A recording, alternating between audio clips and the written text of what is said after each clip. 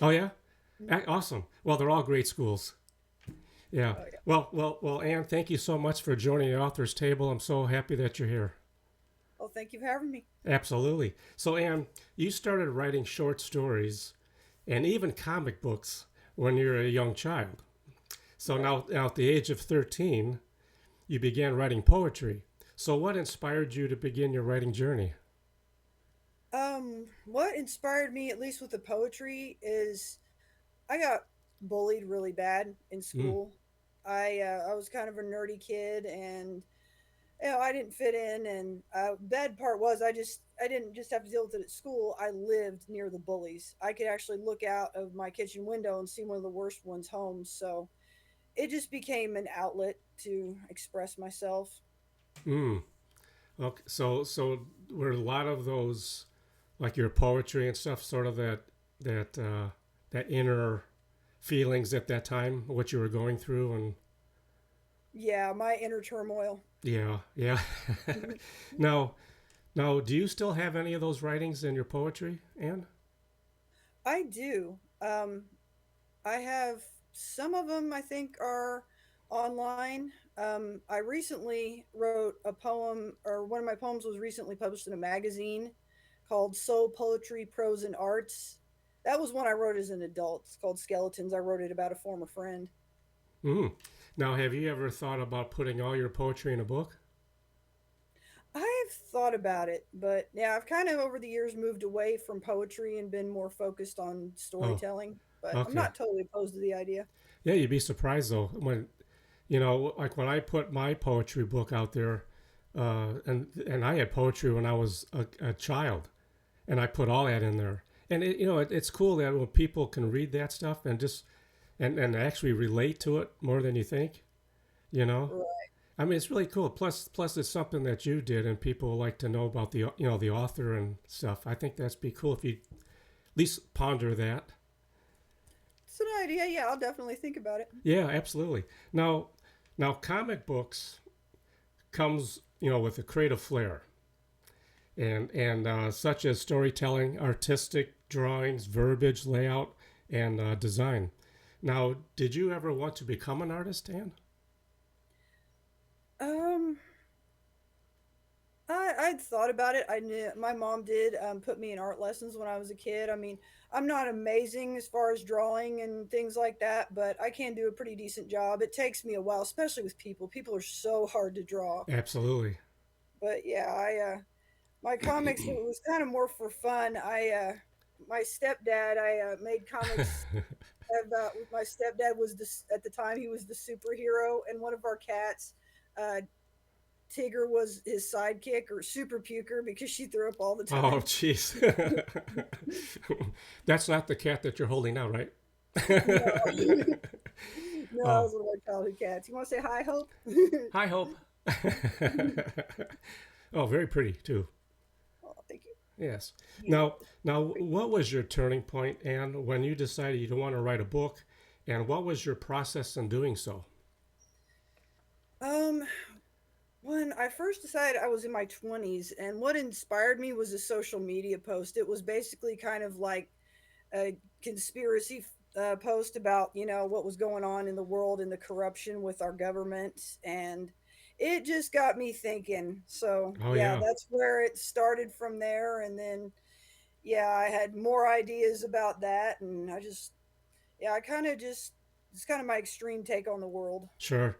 Now, like when you start thinking of like when you were wanting to write, did you think about like your cover design or anything at that time, or you just more verbiage? More verbiage. Yeah.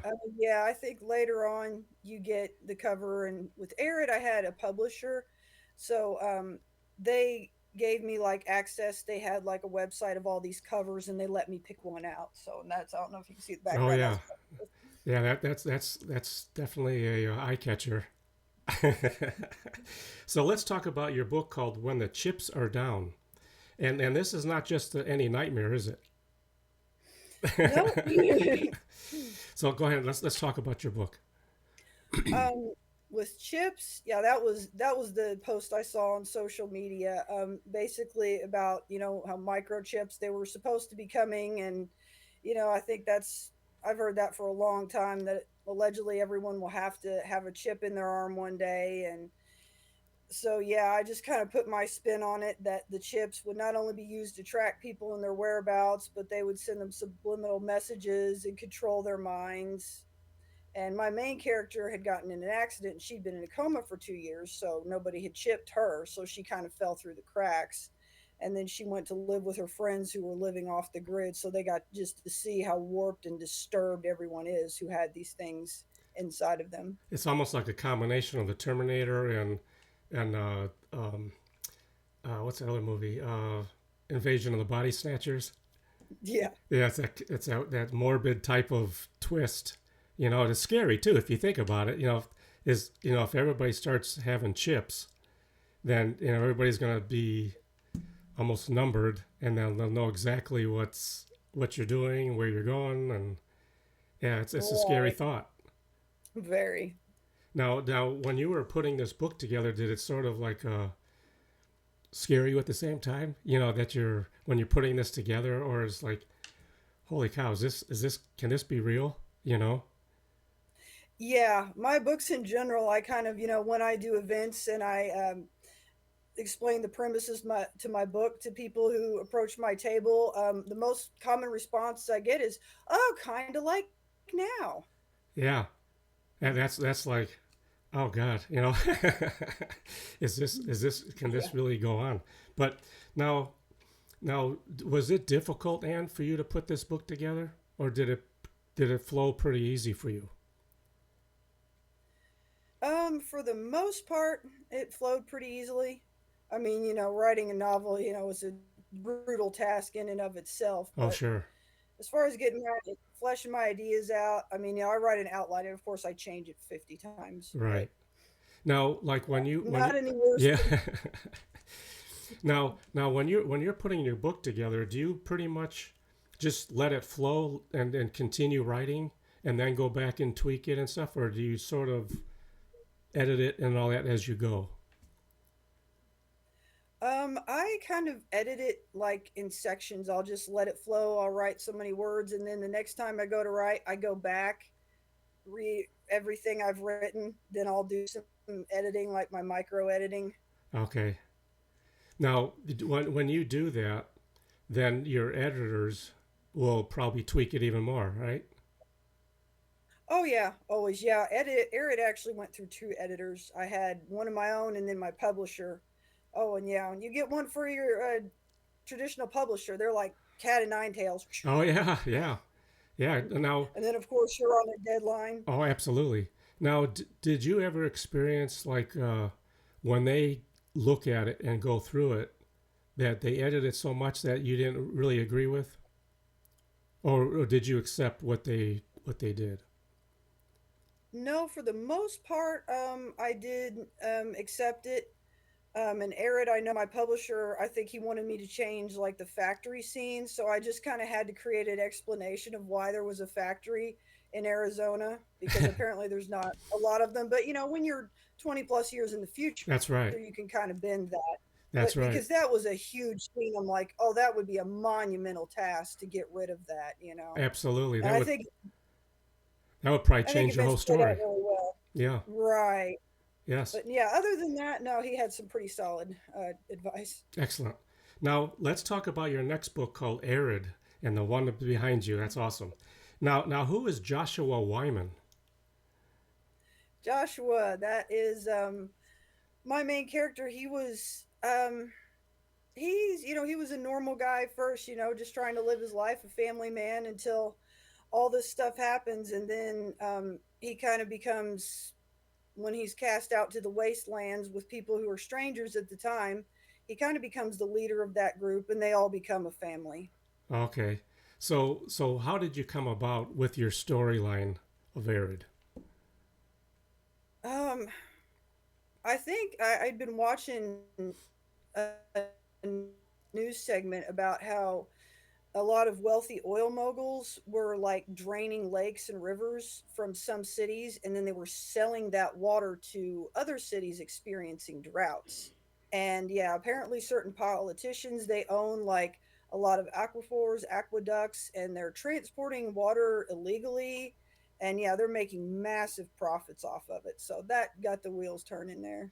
And that sort of puts the hands in the government, and then everybody else is Yeah, depending on them for the water. right. That's scary. It really is. Yeah. Um, now, like when you now, is that one of the covers, Anne, that you had a choice of? With okay, Right. so were there any ones that came close to that particular cover, or that one just stuck out and that was the one you chose? As far as uniqueness, I mean, there weren't any that looked like this. I had a few others that I liked, so I kind of saved the snippet and I emailed it to some people, some of my friends. I was like, which one do you think I should choose?" I'm like, I need opinions, and yeah, it was really close between this one and one other one, but yeah, ultimately, yeah, I think this was the best decision. Yeah, that looks really awesome. Now, did you have a choice of color or just the black and white? No, the my publisher did the color scheme. They Ah, okay. decided how that would go. Yeah, that's pretty creepy though. I like it. Now your third book, now it's called Parched. Now it's in the 2040s. Now, and you have a returning character, Joshua, and Maria Perez. Now they Right. encounter some bad obstacles. So what happens in Parched? Parched. I wrote it backwards. I wrote Ah, the prequel ah, before this, but yeah, because a friend of mine said you should write a prequel to just describe what led up to these people being cast out in the wastelands. He's like, you could just do something short, maybe 10,000 words, but yeah, of course, it ended up being a lot longer than that. So yeah, this is where you see Josh and Maria. They're living in society and just going about their normal lives, and then they find out about what's happening. People start disappearing without explanation. Everyone starts getting worried.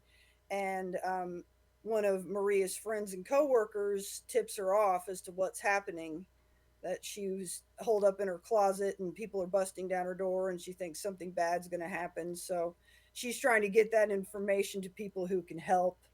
And the purifiers, they're the bullies in town beating people up, and so yeah, they're just trying to escape them and find somewhere where they can be safe. it's a science project gone bad. Yeah. Now, Anne, now the only book that is in paperback is Arid. Is that correct? No, they're aired and parched or paperback. Oh, they are. Okay. Now, Yeah. and what other platforms are your books in? They're on Amazon and Google Play. They're available as audiobooks on Google Play. And I'm Okay. hoping in the future to have them as audiobooks on Amazon. Right now they have an auto narration program, but it's not real set up for fiction books. Oh, It's good if you have a nonfiction book, but they need to tweak it a little more. okay. Now, is your goal to eventually have everything in all the platforms, so everybody can have a choice, or not so much? I'm not sure if I'll have it available on other platforms. I mean, Amazon, of course, they dominate the market in everything. Yes. But yeah, there's another one that I find that's popular that people are wanting, then yeah, I'll try to get it on there. Okay. Now, like through your process, now even with your publisher, what has been the most challenging for you? Um, as far as probably learning to market my books, and marketing, that is, Yes, it's about as hard as writing the book. absolutely. And oh yeah, and it constantly changes. What worked 3 years ago may not work now. That's But correct. You know yeah, that's yeah, I feel like yeah. after all these years, I'm finally starting to get the beat of it. Yeah, yeah. You think too. The hard part is writing, though, but it's the getting the book out there is probably one of the most challenging for any author. You know. Oh yeah, when you're a little known author, I heard that J.K. Rowling a few years ago, excuse me, she decided to publish a children's book, and she published it under another name. Her first month, she sold like 200 copies, put her name on it, sold out. Yeah, Yeah, you know, some of the easiest tweaks that you can do too. It's like it's just a totally different ball game then. You know, it's or it could be the opposite. You know, like even like let's say with restaurants, they have a name, new owner buys it, changes the name, no sales at all. You know, Right. it's that you know it's part of that marketing and I think too, you know, as a author, you know, selling your books is your business.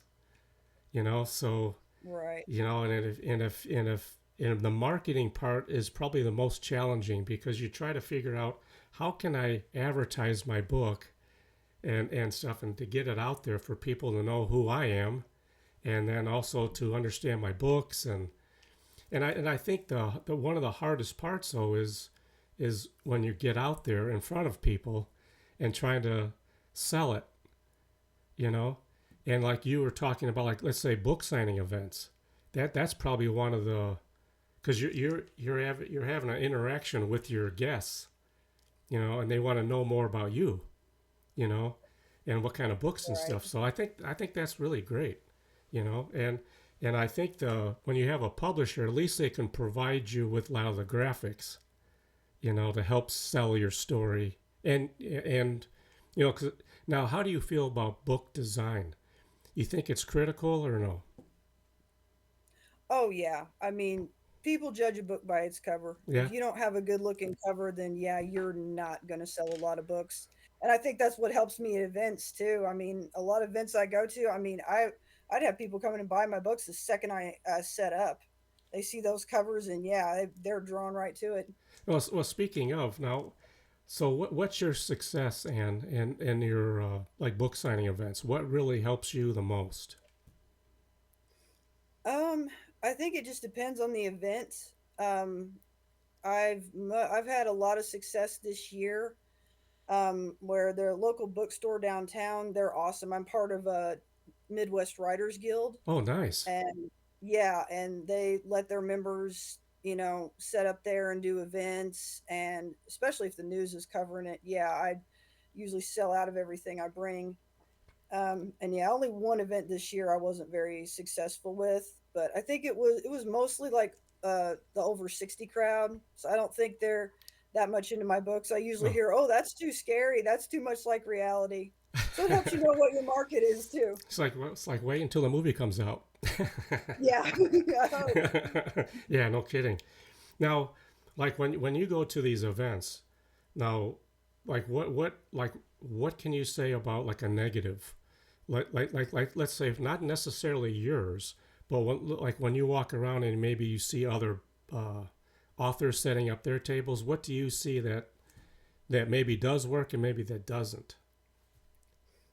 Mm, that's hard to say. I think sometimes it just depends on the event. Okay. I mean, because yeah, I mean, it just depends on the venue.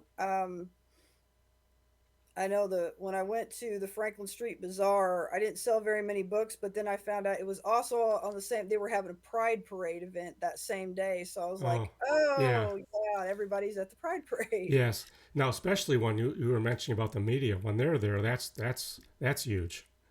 Oh, yeah, that was great.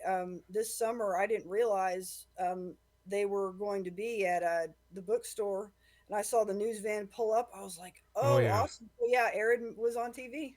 yeah, that's awesome. Now, did you have like clips of that? Did they get provide you anything with that footage, or or no?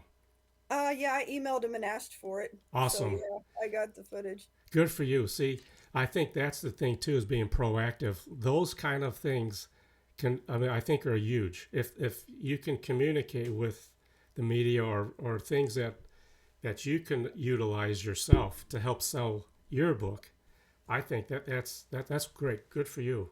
Because I think every bit helps. You know, why not? The worst thing they can say is no. Exactly. You know, so now do you are you a self publisher as well, or just strictly just have a publisher? I self-published Parched, and Okay, I'm working on another novel, and I plan on releasing it next year. I'm probably going to publish that one myself too. so now that you're thinking about self publishing, because you know that's a whole different ball game too. Hmm. So now, are you going to do the cover and everything yourself then? Yeah, well, I'm gonna have somebody do it for me, but Okay, all right. So as a self-publisher, what challenges do you think you'll face? it greater cost definitely. Oh, I mean, really? oh yeah, you're going to spend a lot more money to do it yourself because when you go through a traditional publisher, you don't have to worry about your cover design. You've got a professional editor for free. Okay. The downside is that is a lot of traditional publishers anymore don't do a lot to help you market your book. So most of the time it's on you. Um, so yeah, that's just going to be my biggest obstacle. Yeah, I'm going to have to hire an editor myself and pay somebody to do my cover. Okay, because that's my next question. For those that are watching the, what do you think that they'll be facing? Let's say if someone's just starting out and they want to be a self-publisher. Could you sort of maybe talk about like maybe how, like the layouts? You know, are you going to be using Word? You know, so it's a whole different challenge of not just graphics or trying to get a graphic designer or but to put it together yourself, that becomes another challenge, doesn't it? Oh yeah, absolutely. So could you talk a little bit maybe like how you're going to approach your next one, if you don't mind, Ann? Sure. You mean like the design or the marketing or? Well, actually, possibly like the layout and maybe even the writing. Like, where do you begin? Do you just put it in Word, that or templates or so on? Yeah, I write in Word. And if you're going to publish on Amazon, which, yeah, I mean, they make up 74% of the ebook market. So, yeah, you should at least have it on Amazon. Mm-hmm. It's pretty easy to convert that to whatever, a Word to whatever type of file they need to, it needs to be in. Okay. Um, Formatting for that's pretty easy. Yeah, your graphics, you have to let whoever knows designing your graphic. I mean, yeah, it's got to be within a certain dimension for your cover to fit on Amazon properly, but yeah, it's not too difficult as far as formatting and things like that. Now, because I believe in Word, you can also like select the dimensions of your book, and then you get a template. You can use a template that'll help you walk through your process. I believe, right? Yeah. Okay. Now, cause I know if because I you can even download templates too to the size of your book, and then it'll like walk you through the whole, from the design cover to the font sizes, all that stuff. So, but either way, it's a challenge for any writer.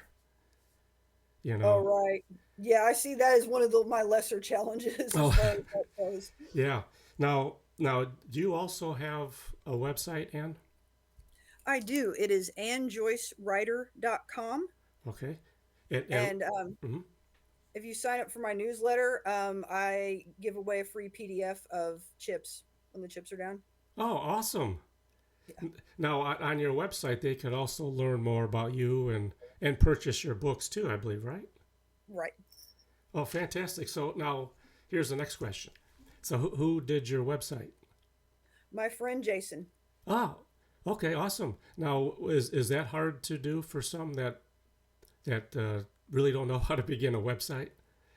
Yeah, if you don't have that type of expertise, it is a challenge. So yeah, I Okay. could never have made it look as nice as Jason did. Okay. Now, I'm assuming too that you put in a lot of feedback on what you wanted. And Right. okay.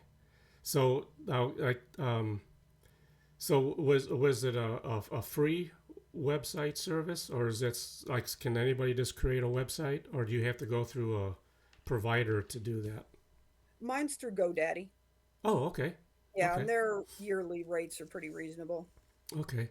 Because I know for a lot of people that want to write a book, and then they think about all the other stuff that goes with it, it's like it can scare them off because it's like a financial burden then because it's like you see the dollar signs just add up. Oh yeah. So do you have any advice to think about? Well, don't think about that, but if you have a passion, just write and then worry about it later. Right, exactly. Okay. I makes me think of a line from the movie Sister Act. If you wake up and you can think of nothing more than writing, you are a writer. There you go. Yeah. Yep. Now, now for marketing again. Now, do you have any like marketing tips, Anne, that you can share with the audience? Yes, definitely. Get into as many events as you can. Um, See what kind of organizations you can get into. Like being in the Writers Guild has been great for me. All I have to do is, I pay a yearly membership, and they, which is really reasonable, and they get me into all these events, which has been very profitable. So yeah, you want to do events that really helps you sell and take advantage of your Kindle free days on Amazon. And if you're looking for a good website that you'll get some positive promotion, anything through written word media. Hmm. If you're doing a book promo, they have a couple really good sites called Free Booksy and Bargain Booksy. And yeah, definitely utilize those. And as far as your categories on Amazon, put your book on the most narrow applicable one you can, because it'll be easier if you can rise to the top of that category. You'll be a bestseller, and that will trigger Amazon's internal promotion devices, so you'll be promoted through them. Excellent. Well said. Yeah, that's great advice. Now, what's your advice to someone that just wants to begin writing, and maybe not just in the genre that you have, but just any genre? Uh, just how do I begin? Oh, like they don't know where to start. Yes. I would recommend a book called Techniques of the Selling Writer by Swain, Swain. I forget his first name. I mean, it was written in the 60s, so some of the language is kind of funny and archaic, but there's a lot of solid advice in there. Yes, it's always good to the fundamentals. He Right. never changed the fundamentals. You know, Exactly. yeah. Now that you published and going to be working on your fourth one now. So what you know when you look back at it now. So how do you feel about having that three books actually published and you're working on your fourth? So how do you feel about all that and your experience? I'm happy about it. I mean, I can say I'm proud of myself. I'm proud of myself that I've written, something as good as Arid, and I did even I when I wrote Chips, I was a finalist in the Mars Social Author of the Year contest. So Excellent. Congratulations. thank you. So yeah, I'm proud of myself that I've come this far and that I'm turning profits on my books, because that is not an easy task. But Mm-hmm. as they say, it's a marathon, not a sprint. That's right. Yeah. So it's especially when you first do your first book, you send it off and then you get it the first copy in the mail and you actually hold that first book. It's like, wow, I did this. Yeah, when you do events too, you'll have people look at your book. I mean, sometimes even younger people, they're like, "You wrote this? Really?" Yeah, that's a great feeling though, isn't it? It is. Especially like for someone that thought, there's this, no way I'm gonna. But when you look back at it, it's like, holy cow, I did this. It's such a great feeling. It doesn't have to be a bestseller. It's something that you did. Oh yeah, it's such a monumental task to write a novel in and of itself. Absolutely, absolutely. And so now, Anne, now when is your next event? I am not sure. I think they've kind of dried up for the season right now since the weather's getting cold and the holidays are coming up. So You know, it may not be till spring. Hopefully not, but um, I get a lot of information from the Writers Guild. So if there is something that's available, I'll definitely jump on it. well, especially you would think, with the holidays, that'll be the most busiest time. With you got Thanksgiving coming up and then Christmas. The great stocking stuffers. Yeah, from my experience, unless you have a holiday themed book, Oh, book sales go down around the holidays because people are more worried about saving on jewelry, electronics, stuff like that than they are with a book. that's where the marketing comes in. Yeah, Promote, promote, promote. exactly. Yeah, Always. yeah, that's it. Yes. Well, Anne, I thank you so very much. You provided some fantastic information for the audience, and I wish you the very best. And please keep me in the loop of your fourth book. And And again, I wish you the very best, and I thank you so very much for being on the author's table today. Well, thanks for having me. Of course, and we'll keep in touch. All right, have a good one. You too. Bye bye.